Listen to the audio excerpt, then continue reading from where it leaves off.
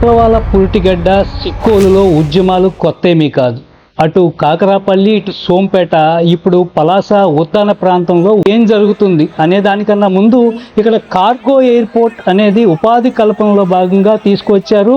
అయితే ఉద్దానంలో వ్యతిరేక నినాదాలు అయితే వస్తున్నాయి. అసలు ఉద్దాన ప్రజలు ఎందుకు ఈ వ్యతిరేక నినాదాలు చేస్తున్నారనే విషయాలకు సంబంధించి ఏదైతే కార్గో ఎయిర్పోర్ట్లో ఉన్నటువంటి గ్రామ స్థానికులు అయితే ఇక్కడ ఉన్నారో వారిని అడిగి ఈ ఎందుకు వ్యతిరేకిస్తున్నారు అనే దానికోసం అయితే తెలుసుకునే ప్రయత్నం అయితే చేద్దాం. అమ్మ నమస్తే. నమస్తే. మీకు కార్గో ఎయిర్పోర్ట్ అనేది ఉపాధి కల్పనలో ఒక భాగంగా తీసుకొచ్చింది ప్రభుత్వం, మీరు ఎందుకు వ్యతిరేకిస్తున్నారు? అది మాకు ఉపయోగం అనేది మాకు ఏంటి లేదు బాబు. ఎందుకంటే మా తాతలు ముందాతల నుంచి మేము మాది రైతాంగంతో రైతు తీని మీద మేము బతుకుతున్నాము. ఈవేళ ఎటువంటి ప్రాబ్లం మాకు లేదు. మా పిల్లలకి ఇక్కడ పెద్ద పెద్ద కాలేజీలు లేకపోయినా, హాస్పిటల్ లేకపోయినా ఈవేళ ఎక్కడికో పంపించని మేము చదివించుకుంటున్నాం. మేము ఇక్కడ ఏ మాత్రము ఏదో మాకు లేదు అనేసి ఏ కోల్పోవడం లేదు. మాకు అన్నీ ఆ భూముల మీద సదుపాయంగానే ఉన్నాం ప్రస్తుతానికి. కాకపోతే ఈవేళ మేము చెట్టి చేమ సిక్లీ తుఫానుకు పోతే ఈవేళ మా తెలుగుదేశం ప్రభుత్వము మా తాతల నుంచి, మా తండ్రుల నుంచి, మా నుంచి కూడా తెలుగుదేశానికి మేము నమ్మినాము. ఈవేళ తెలుగుదేశం చేసిన అపకారం ఏంటంటే ఈవేళ సిక్లీ తుఫాను వచ్చింది. సిక్లీ తుఫానుకు కూడా ఈవేళ 5 ఎకరాల భూమి ఉంది, 10 ఎకరాల భూమి ఉంది. ఆ భూములకి ఏటయినాయి వాళ్ళు పని అనగా వదిలేసినారు. ఒక మేడిల్లు ఉన్నది, ఆ మేడింటికి ఒక పొట్టలం ఇస్తామనేది వాళ్ళ మేడింటులు. వాళ్ళకి తుఫాను ఏదా బాబు, వాళ్ళకి తుఫాను ఉంది కదా.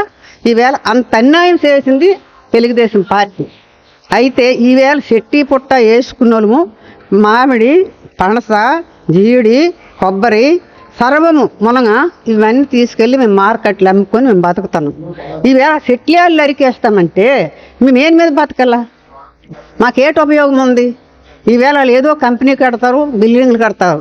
ఈవేళ ఎవరికో ఎక్కడి నుంచో దుబాయ్ నుంచో, లేకపోతే మరి అప్పుడు బ్రిటిష్ దేశం వెళ్ళినట్టు ఇప్పుడు అక్కడ వెళ్తామని తయారయ్యారు. ఈవేళ మేము ఎక్కడికి వెళ్ళిపోవాలి బాబు? ఈవేళ చెట్టి సేమాలు తీసుకున్నారంటే మా ఊళ్ళు అంటే మా 7 గ్రామస్తులకి ఒక్క పాలి అగ్గి తగిలిపెట్టేసి భూమి వేసుకోవచ్చు. మా అంగీకారం అదే. కానీ లేదు సనాతనంగా మేము భూములు ఇవ్వాలంటే మేము ఇవ్వము. మా భూముల మీదే జీవిస్తున్నాం. ఆ భూముల మీదే మా పిల్లలు, మా పెద్దలు చదువుకొని ఆ పిల్లలకి మేము పోతున్నాం.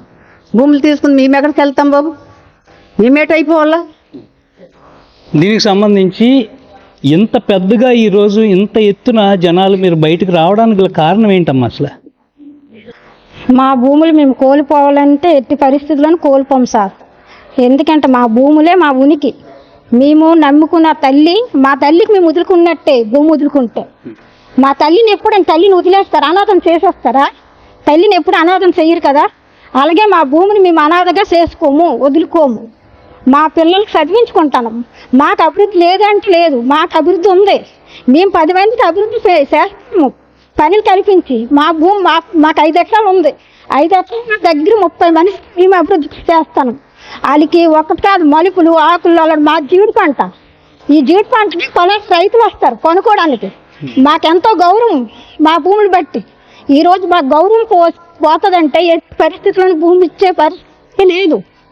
శిరీష మేడం గారికి ఒకటే చెప్తాను, మాట్లాడడానికి మా ఊరు వచ్చారు. కానీ ఇప్పుడు మా భూములు మా రైతులు ఇంత బాగా పెట్టేస్తున్నారు. కానీ ఒక్కరోజు రాలేదు. ఈరోజు పర్మిషన్ మీటింగ్ పెట్టి మాకు లేకుండా చేస్తున్నారు. ఇది మటుకు చాలా అన్యాయము. తెలుగుదేశం పార్టీ అని నమ్మేసి ఓట్లు వేసినందుకు మాకు శిక్ష మేమే విధించుకున్నట్టు ఉంది.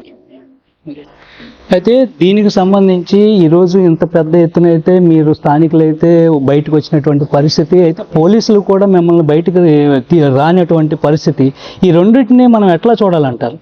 అదే మరి మాకు ఈరోజు బయటకు స్వేచ్ఛ లేకుండా చేశారండి. ఇప్పుడు వాళ్ళు ఓట్లు అడగడానికి వచ్చేటప్పుడు మాత్రం వాళ్ళు గుంపులో 100 మనుషులు వచ్చినా పర్వాలేదు. ఈరోజు మా విలేజ్లో మేము పెట్టుకుంటామంటే మాకు చుట్టూ బందోబస్తు చేసి మాకు ఈరోజు ఒక రూమ్లో బంధించారు. ఈ భూములు మేము ఎయిర్పోర్ట్కి ఇస్తే మా పరిస్థితి ఏంటండి? ఎలాగ ఉంటుంది మాది? ఈరోజు మా భూముల మీద మేము స్వేచ్ఛ బ్రతకలేము. మాకు అభివృద్ధి లేదని మేము అనట్లేదే, మాకెందుకు అభివృద్ధి కల్పిస్తామని వస్తానో తెలియట్లేదు. ఇప్పుడు చెప్పినట్టుగా మా భూముల మీదే మేము ఒక ట్రిప్కి 50,000 60,000 మేము జీతాలు ఇస్తాను మేమండి. మాకేంటి వీళ్ళు ఇచ్చేది? మాకు మా భూములు తీసుకొని మాకు ఏదో కోట్ల రూపాయలు ఇచ్చేస్తామండి. ఇంకా ఈరోజు మాకు ఒక సెంటు భూమి 60,000-70,000 రూపాయలు పలుకుతుంది మాది. ఇప్పుడు చూడండి, ఈరోజు మాకు భూములు ఒకవేళ ఎవరు పిల్లల పెళ్ళిళ్ళన్నా ఏదన్నా ఇప్పుడు మేము అమ్ముతామన్నా మాకు లేని పరిస్థితి ఈరోజు మాకు తెచ్చారు ఇలాగా. ఇప్పుడు ఇప్పుడు ఇప్పుడు భూమి రేట్ చూసుకుంటే మీరు చెప్పినట్టుగా ఆ విధంగా ఉంది. ప్రభుత్వం ఎంత ఇస్తా అంటుంది? ఎంత ఇస్తుంది? మాకేమో మాకైతే ఇంతవరకు మా ముందుకు రాలేదండి. మాకు ఎన్ని ఇచ్చినా సరే ఈ రోజు మేము లక్షలు కావాలంటే ఎన్ని లక్షలు కావాలని మాకు మా భూమి పట్టా మేము చూపించాలి, మాకు ఇస్తారండి. మాకు మా భూముల మీద మాకు లక్షలు. అలాంటిది మేము ఈరోజు తనఖా పెట్టుకొని అప్పులు చేసుకుని మేము భూముల మీద మేము బ్రతుకుతున్నాం. కానీ మేము ఏ ప్రభుత్వాల మీద మేమైతే బ్రతకట్లేదు, ప్రభుత్వం కోసం కూడా మేము ఆశపడట్లేదు. మాకు ఈరోజు మేము రూపాయి తింటామంటే మా భూముల మీద వచ్చిన ఆదాయమే. ఈరోజు మాకు ఒక ములగ పండిందంటే ఒక్కొక్క రైతుకి 60,000-70,000 రూపాయల ఆదాయం వస్తుందండి ఒక ములగ మీద. ఒక పనస మీద అంటే పనస చెట్టు అంటే ఒక చెట్టు చాలండి 10,000 వస్తుంది ఒక చెట్టు మీద.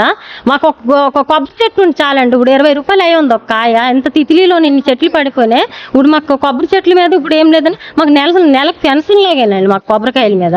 మాకు ఇంకే అభివృద్ధి ఎందుకు మాకు కావాలి చెప్పండి? ఇంత బాగా ఈరోజు మేము ఉన్నామంటే మా భూముల కోసం మేము స్వేచ్ఛ పుంజుతాను. ఈరోజు ఒక తోటకి వెళ్ళాలంటే మాకు ఏదో బాధ వచ్చినా మేము మా తోటలకు వెళ్ళి ప్రశాంతంగా ఉంటాము. ఆ బాధ తీరాక మా ఊర్లకు మేము వస్తాం. ఇప్పుడు మేము ఎక్కడికి వెళ్ళాలి? మా భూములు తీసుకుని మాకు ఇలాంటి అల్లరి పెట్టడానికి తయారైపోయి అన్నారు చెప్పండి. అయితే ఇప్పుడు మొన్న అధికారులు వచ్చిన తర్వాత కూడా అధికారులను అయితే మీ స్థానికులు అయితే వెంట పెట్టినటువంటి పరిస్థితి అయితే ఉంది. అసలు ఎందుకు వెంట పెట్టారు మీరు అధికారులని? అంటే సానుకూల ప్రక్రియ ప్రభుత్వాలు చేపట్టలేదా, లేకపోతే బలవంతపు భూసేకరణ అనేది చేస్తుందా మీ దగ్గర నుంచి? ఎంత పెట్టామంటే మరి వాళ్ళు బలత్కారం తీసుకున్నట్టుగా ఆస్తుల మీద వాళ్ళు బయలుదేరిపోతున్నారు. మేము ఎప్పటి నుంచో మేము ఆ పంట తీసుకోవడానికి మేము కష్టపడతాము, మా రక్తం నీరు తెస్తున్నాము. భూములకి కొబ్బరి చెట్లకు గూళ్ళు కట్టుకొని వాళ్ళకి లాభాలు తీసుకొని నీరు వేసుకుని మేమంతా పండించిన పంట ఈవేళ వాళ్ళు వచ్చి తీసేస్తామంటే మేము ఎలాగిచ్చేస్తాము? ఆ వేళ జగన్ అన్న భూముల మీద ఫోటో పెట్టేసి ఆ భూమి జగతన్నాడు అనేసి మాకు రెచ్చగొట్టి మరీ వీళ్ళు ఎత్తేసారు. మీకు మంచి కాపిల్లకి 1,500 ఇచ్చేస్తాము, మీకు అలా అది ఇచ్చేస్తాం, మీరు తీసేస్తాం, ఓట్లు వేయండి వేయించుతారు. జగన్ అన్న భూమి మీద తీసుకుంటానన్నప్పుడు ఇప్పుడు ఎలాగ తీసుకుంటున్నారు తెలుగుదేశం వాళ్ళు? ఈ భూములు తీసుకొని ఎయిర్పోర్ట్ కట్టేస్తామంటే ఎయిర్పోర్ట్ కట్టడానికి మేము గాలాడి మీద తిరగడానికి మేము కాదు. మేము ఎందుకో గాలాడి మీద వడ్డీ తిరుగుతాము? మా పిల్లలకి జాబులు లేవు, మేము రైతులము. మా భూములను దొబ్బితే మేము ఎలాగా మేము బ్రతుకుతాము? ఎవరికి ఇవ్వవలసిన అవసరం లేదు, మాకు ఎయిర్పోర్ట్ వద్దు. అదే అలా కదమ్మా, ఒకవేళ ఎయిర్పోర్ట్ వస్తే ఇప్పుడు ఈ పంటల మీద సాగు చేస్తున్నారు, అలాగే మీ పిల్లలు ఉంటే వాళ్ళు కూడా ఇదే సాగు చేయాల్సిన అవసరం లేదు కదా? మీకు ఉద్యోగాలు ఇస్తానంటుంది, మరి దీన్ని ఏం చేస్తారు? ఎలా ఉద్యోగాలు ఇస్తారు సార్? ఎలా ఉద్యోగాలు ఇస్తారు చెప్పండి? మా పిల్లలు చదివించుకోవాలంటే మా రైతులము తక్కువ చదువులు చదివించున్నాం, అంతే చదువులు మాకు లేవు. మా పిల్లలకి ఎక్కడో జాబ్లు ఎత్తేస్తారు, వాళ్ళు ఏదో తెచ్చి మాకు ఇచ్చేస్తారంటే ఒట్టిది ఈటి. మా పిల్లలు ఎక్కడ వెళ్ళి జాబులు చేయరు, మాకు ఎయిర్పోర్ట్ వద్దు, మాకు ఆ గాలాళ్ళు వద్దు. మేమున్న పంటలు మా రైతులలాగే మేము ఉంటాము. మాకేదో చేసేస్తామంటే అది కుదరదు, రానివ్వమేంటి అసలు.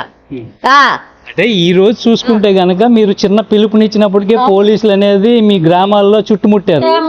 ఒకవేళ మీరు ఇంకా తీవ్రంగా వ్యతిరేకిస్తే మరి మీరు ఇంటి నుంచి బయటకు వచ్చే అవకాశం ఉంటుందంటారా? మరి వాళ్ళు చుట్టుపక్కల ఇంకా మా పిల్లలు కూడా ఇల్లు ఉన్నారు, మా పిల్లలు కూడా పోలీస్ పని చేస్తున్నారు, ఆర్మీ పనులు చేస్తున్నారు, అన్ని చేస్తున్నారు. వాళ్ళు మళ్ళాటోళ్ళే, మనము అల్లాటోళ్ళమే. వాళ్ళు ముట్టేస్తారంటే మా ఏడుకు ఊడి కులం ఏం చేస్తారు? మేము ముట్టేస్తాం వాళ్ళకి. వాళ్ళకి మేమని చంపుతారు, మా కాలేనే చంపుతారు. ఎవడు చేస్తారు ఈ ఆస్తి? తల్లి భూదేవి మీద మేము బ్రతకవలసిన వాళ్ళము. ఈ భూదేవి తీసేస్తామో ఏదో సిమెంటేసి పెట్టేస్తామో గాలి మేము తిరిగేస్తామంటే వాళ్ళు ఉన్నోళ్ళు తిరిగేస్తారు, లేని వాళ్ళు ఎక్కడి నుంచి తిరిగేస్తారు. మేము అదే పంట తీసుకొని ఈ భూమి మీదే ఉంటాము, ఆ తల్లి భూదేవత మీదే మేము ఉంటాము. ఎవరు వచ్చినా మేము ఇవ్వము, అది మాది. వాళ్ళు వచ్చినా ఇచ్చేస్తామంటే ఒట్టిది. వచ్చేలా ఇచ్చేస్తామో మళ్ళీ ఇచ్చేస్తామో అదేదో తీసుకుని పోను ఇంట్లో ఇంకా అటుగా మాకు ఇచ్చేస్తారేమో. మాకు ఈ తుఫాన్ వచ్చింది పోయింది, కొన్ని 1 లక్ష 2 లక్షలు ఇచ్చిన వాళ్ళంటే ఇంకా అసలు మాకేం 4-5 లక్షలు ఇచ్చేసారు. మరీ హాస్పిటల్ వీటిలోకి గెలిపించాము. ఇప్పుడు ఏం చేస్తున్నారు? మాకు గుడిపించేస్తున్నారు. అదే సో వీళ్ళకి మద్దతుగా అయితే ప్రజా సంఘ నాయకులు కూడా ఇక్కడ ఉన్నారు. వారిని అడిగి అధికారికంగా కూడా మిగతా అంశాలను అయితే తెలుసుకునే ప్రయత్నం అయితే చేద్దాం. గురువు గారు నమస్తే. ఈరోజు ఎన్ని ఎకరాలు వీళ్ళు ప్రభుత్వం సేకరించే ప్రక్రియ చేపట్టింది? అసలు వీళ్ళకి ఆ ఉద్యానవాసులకి ఈ ఎయిర్పోర్ట్ అవసరమా లేదా? ఎందుకు అవసరం లేదు? ఇప్పుడు కార్గో ఎయిర్పోర్టు అంటే వస్తువుల ఉత్పత్తి అయితే అవి ఎగుమతి కానీ దిగుమతి కానీ చేయడానికి అవకాశమైనదే తప్ప ఇక్కడ ప్రయాణికులు కూడా అయింది కాదు. ఎక్కడైనా కార్గో ఎయిర్పోర్ట్ అనేది కూడాను ఎయిర్పోర్ట్కి అనుసంధానంగానే ఉంది. ఇక్కడే ప్రత్యేకంగా ఇదే శ్రీకాకుళం జిల్లాలో ఆల్రెడీ ఇది శ్రీకాకుళం జిల్లాలోనే ప్రత్యేకంగా కార్గో ఎయిర్పోర్ట్ కడుతున్నారు. మనకి ఇటీవల కాలం తయారవుతుంది ఇప్పుడు మన భోగాపురం ఎయిర్పోర్ట్, దానికి అనుసంధానంగా చేస్తే సరిపోద్ది. అది కూడా సీపోర్ట్కి దగ్గరగా ఉంది, హైవే పక్కన ఉంది, అన్నిటికీ అవకాశం ఉంది. అట్లాంటిది పచ్చని ఉద్యానాన్ని నాశనం చేస్తే ఇక్కడ ఒక వస్తువులు ఎగుమతి దిగుమతి కోసం చేసే ఎయిర్పోర్ట్ అవసరం లేదండి. ప్రజలందరూ మనోభావాలు విన్నారు. దానికి ప్రజల మనోభావాలకు వ్యతిరేకంగా ప్రజాస్వామ్యంలో ఏ ఒక్క అంశాన్ని కూడా చేయకూడదు. అట్లాంటిది ప్రజల మనోభావాలకు వ్యతిరేకంగా నువ్వు చేస్తున్నప్పుడు ప్రజా సంఘాలు వాళ్ళకి మద్దతు ఇవ్వడం భావ్యం. అట్లాంటిదే మేము ఇస్తున్నాం అంతే తప్ప వాళ్ళ మనోభావాలు మేము ఇచ్చుకుంటామంటే ప్రజా సంఘాలు వచ్చి ఇచ్చింది ఏమీ లేదు కదా. కనుక వాళ్ళు మీరు అందరూ విన్నారు, మా ప్రాణాలైనా తెగిస్తాం తప్ప భూమి ఇచ్చే పరిస్థితి లేదని. ఈ భూమే మాకు సామాజిక హోదా ఇచ్చింది, ఈ భూమే మాకు మా పిల్లల భవిష్యత్తుకి ఉపయోగపడే విధంగా ఉంది. కనుక ఇట్లాంటి భూమిని వదలమని చెప్పేసి వాళ్ళు అంటున్నారు. ఇది ప్రజలందరూ ఇట్లాంటి ప్రజాస్వామ్యంలో ఈరోజు వాళ్ళు ఏం చెప్పారు, మా ఆర్టీఓకి ఏంటంటే మేము మెమోరాండం ఇచ్చుకుంటాం, మా బాధలు ఇవని చెప్పేసి నిర్బంధించవలసిన అవసరం ఏమీ లేదు కదా. మరి అది కూడా మరి ఎవరు చెప్తారు? ప్రజాప్రతినిధులా రారు మాకు ఈ విషయం అని చెప్పేసి. అధికారులకైనా చెప్పుకోవాలంటే అధికారులకి చెప్పనివ్వకుండా చేస్తున్నారు. మరి ఎవరికి చెప్పుకుంటారు వాళ్ళ గోడు? మరి ఎవరికి ఈ ప్రజాస్వామ్యంలో ఎవరికి గోడు చెప్పుకోవాలా? అది కూడాను లేదా, స్వేచ్ఛ లేదా? మరి ఇప్పుడు వాక్ స్వాతంత్రం అంటారు, ఆ స్వాతంత్రం అంటారు, ఈ స్వాతంత్రం అంటారు. ఒక మెమోరాండం ఇచ్చుకోవడానికి కూడాను స్వేచ్ఛ లేకపోతే మరి ఏం ప్రజాస్వామ్యం? అంటే ఇది నిర్బంధ భూ సేకరణ అని అనుకోవాలా, లేకపోతే వీళ్ళని సాత్వికంగా భూ సేకరణ అని అనుకోవాలి? ఇది సాత్వికంగా భూసేకరణ కాదండి. వాళ్ళ యుద్ధం 2013 చట్టం ప్రకారం అయితే ప్రభుత్వానికి అవసరమైంది 70% వరకు అంగీకరించాల. జనవంతరంలో అంగీకరించడం లేదు. అంగీకరించకపోయినా సరే నువ్వు తీసుకుంటున్నావు అంటే నిర్బంధం కదా. ఇది నిర్బంధంగా భూసేకరణ చేస్తున్నావు. మరి పోలీసులు పెట్టవలసిన అవసరం లేదు. నిర్బంధం కాకపోతే మరి వెన్నటి పోలీసులు డిఎస్పీలు సైతం ఒక సామాన్య జనం దగ్గరికి వచ్చి ఇంతమంది భయోత్పాతం సృష్టించడం అంటే నిర్బంధమే కదా. దీన్ని ప్రత్యేకించి చెప్పవసరం లేదు. నిర్బంధం అనేది చెప్పవసరం లేదు. వాళ్ళే చేస్తున్నారు, నిర్బంధంగా భూసేకరణ చేస్తున్నారు. ఇది నిర్బంధ భూసేకరణ. అయితే దీనికి సంబంధించి గురువుగారు అసలు ఎన్ని వందల ఎకరాలు సేకరించాలనేది ఈ ప్రభుత్వ ధ్యేయం? ఒకవేళ ఆ సేకరణలో కనుక ఉపాధి ఇస్తే ఎంతమందికి వీళ్ళు ఉపాధి ఇవ్వగలరు? ఒకవేళ ఇప్పుడు ఉన్నటువంటి పచ్చని పంటలు తీసేసి ఉపాధి సేకరణలో కనుక కార్గో ఇక్కడికి వస్తే ఈ రెండింటిని వ్యత్యాసం వేసుకుంటే ఏది బెటర్ ఉపాధి అని మీ ప్రజా సంఘాల తాలూకు ఒపీనియన్? వాస్తవానికైతే ఇదివరకు చెప్పినటువంటి మా మిత్రులు ఇక్కడ కార్గో ఎయిర్పోర్ట్ అనేది అవసరమే లేదు. స్థానికంగా ఉత్పత్తి అనేది జరగటం లేదు. ఎందుకు జరగట్లేదంటే ఇక్కడ వ్యవసాయ అనుబంధ పరిశ్రమలు స్థాపించాల్సిన అవసరము ఎప్పటి నుంచో ఉన్నది.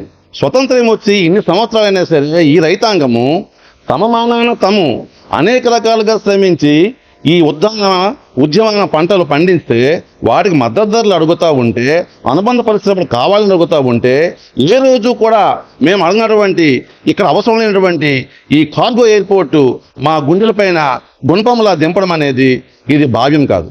తరువాతను పౌర అధికారులతో గోడు చెప్పుకోవడానికి అవకాశం ఇవ్వట్లేదు. ఐఏఎస్ కాదు ఐపీఎస్ అధికారులు సైతము గ్రామీణ ప్రాంతాలకు వచ్చి పోలీసుల్ని మోహరింపజేసి భయభ్రాంతులు చేసి ఇతర జనాలని రెచ్చగొట్టే చర్యలకు పాల్పడుతుంది ప్రభుత్వము. నిన్నను మేము గత వారం 10 రోజులుగా అనుమతి కోరి వెళ్ళాం మా గురించి చెప్పుకోవటానికి పౌర అధికారులకి. అనుమతి నిరాకరించారు. కానీ నిన్న ఏ అనుమతులు లేకుండా ఎయిర్పోర్ట్ అనుకూలమైనటువంటి ప్రదర్శనకి అనుమతి ఇచ్చారు. అందులో ఈ ఎయిర్పోర్ట్ ప్రభావిత ప్రాంతం నుండి ఏ ఒక్క రైతు కూడా లేరు. కావాలంటే ఆ వీడియో ఫుటేజ్ చూడండి. అందులో ఉన్నటువంటి వాళ్ళంతా కూడాను రియల్ ఎస్టేట్ వ్యాపారులు ఎక్కువ మందిగా ఉన్నారు. అది స్పష్టంగా ఉంది. కావాలంటే అక్కడ ఉన్న వాళ్ళందరినీ మీరు కూడా పరిశీలించవచ్చు. అంటే ఇక్కడ ప్రభుత్వానికి ఈ అభివృద్ధి పేరుతో, కార్గో ఎయిర్పోర్ట్ పేరుతో ఈ ఉద్యానంలో ఈ ప్రశాంతమైన అమాయక జనాల దగ్గర నుండి భూములను సేకరించి రహస్య ఎజెండా ఉన్నదన్నది స్పష్టంగా అవుతుంది. కనుక ఈ ప్రభుత్వం యొక్క ద్వంద్వ విధానాలు ఈ ప్రజల్ని అసలు ప్రజాసంయుతంగా మేము చెప్పుకోవడానికి అవకాశం ఇవ్వకుండా వీళ్ళపై నిర్బంధం విధించడం చాలా ఏహ్యమైన చర్య. అలాంటప్పుడు ఇక్కడ ఉన్నటువంటి ప్రజలకు, రైతాంగానికి ఖచ్చితంగా ప్రజా సంఘాల తరఫున ప్రజా ఉద్యమ సహకారం అందించాల్సినటువంటి గురుతరమైన బాధ్యత ప్రజా సంఘాలకు ఉంది. కాబట్టి మేము ఈ రైతాంగానికి వెన్నుదన్నుగా నిలబడాల్సిన పరిస్థితి వస్తుంది. ఇవాళ కింది స్థాయిలో ఉన్నటువంటి రైతులు కూడా ఏం చెప్తున్నారో మీరు స్పష్టంగా చూశారు. వాళ్ళకి ఎవరూ కూడా బయట నుండి వచ్చి మీరు ఎయిర్పోర్ట్ వ్యతిరేకించమని మేము చెప్పలేదు. వాళ్ళంతా వ్యతిరేకంగా నిలబడిన తర్వాత ఇప్పుడు మేము వాళ్ళకి దన్నుగా వెళ్ళాం. ఇకపోతే ఇక్కడ రాజ్యాంగాన్ని రక్షించినటువంటి రాజ్యాంగ యంత్రము రాజ్యాంగాన్ని వ్యతిరేకంగా పనిచేస్తుందని స్పష్టమవుతుంది. ఎందుకంటే 2013 భూసేకరణ చట్టం రూపొందించింది ఎవరు? దాన్ని పరిరక్షించవలసి, అమలు చేయవలసింది ఎవరు? దాన్ని అమలు చేయకుండా పద్ధతి ప్రకారంగా రాజ్యాంగబద్ధంగా జరగకుండా రాజ్యాంగ వ్యతిరేకంగా చట్ట వ్యతిరేకమైన చర్యలకు ఎవరు పాల్పడుతున్నారు? ప్రజా సంఘాలు పాల్పడుతున్నాయా? స్థానిక రైతాంగం పాల్పడుతుందా? ఖచ్చితంగా ఆలోచించాలి. మేధావర్గం అంతా ఆలోచించి దీనిపై దేశవ్యాప్తంగా ఇలాంటి బలవంత భూసేకరణ వ్యతిరేకంగా రైతులని భూముల నుండి వెళ్ళగొట్టే విధంగా, రైతు పంటలకు మద్దతు ధర ఇవ్వకుండా రైతుల్ని తమ భూదేవిని దూరం చేయడం అనేది చాలా దుర్భరమైన చర్య. ఇది మన దేశానికి ఆహార భద్రతకి ముప్పు తప్పనిసరిగా భవిష్యత్తులో ఏర్పడుతుందని చెప్పి ఈ సందర్భంగా తెలియజేస్తున్నాను. సో ఇది ఉద్దానంలో గ్రౌండ్ రిపోర్ట్ చూసుకుంటే కనుక ఈరోజు ఉద్దానంలో 7 గ్రామాలు కూడా ఏదైతే కార్గో ఎయిర్పోర్ట్ ఏదైతే భూసేకరణ ఉందో దాన్ని పూర్తిగా అయితే వ్యతిరేకిస్తున్నట్టుగా కూడా తెలుస్తూ ఉంది. అయితే ఏదైతే దీనికి సంబంధించి పౌరాధికారులకి ఒక లేఖ రూపంలో తీసుకువెళ్ళే క్రమంలో అయితే ఎక్కడికక్కడ నిర్బంధ ప్రక్రియలో అయితే పోలీసులను అయితే ఎక్కడికక్కడ మోహరించినటువంటి పరిస్థితి. అయితే ఇప్పుడు ఈ ఉద్దాన ప్రాంత వాసులు అయితే చెప్తుంది ఏంటంటే, ఈ ఉద్దాన ప్రాంతంలో ఏ మొక్క తీసినా సరే ఊరుకోము, అట్లాగని చెప్పేసి భూసేకరణకి మీకు ఎవరు హక్కు ఇచ్చారు? మమ్మల్ని కాదని కనుక మీరు భూసేకరణ చేస్తే ఉద్యమాలు తప్పవు, అటు చావో రేవో తేల్చుకుందాం రండి అని కూడా వీళ్ళు హెచ్చరిస్తున్నటువంటి పరిస్థితి అయితే నెలకొంటా ఉందనే చెప్పుకోవచ్చు. ఇటు దీనికి సంబంధించి ప్రజా సంఘాల నాయకులు కూడా మద్దతు అయితే ప్రకటిస్తున్నారు. అయితే ప్రభుత్వం 2013 భూ చట్టం అనుసరించే చర్యలు చేపట్టాలి తప్పితే వీళ్ళు చట్టానికి వ్యతిరేకంగా భూసేకరణ అనేది చేస్తున్నారు. ఇది పూర్తిగా హేయమైన చర్య. పచ్చని ఉద్యానంలో వీళ్ళు మంటలు రేపే ప్రక్రియ చేస్తున్నారు. సో ఉద్యమాలు అనేవి తప్పవు, రానున్న రోజుల్లో మరింత ఉవ్వెత్తున లెగుస్తామన్నట్టుగా వీళ్ళు హెచ్చరిస్తున్నారు. సో సైనింగ్ ఆఫ్ రౌతుల టీవీ.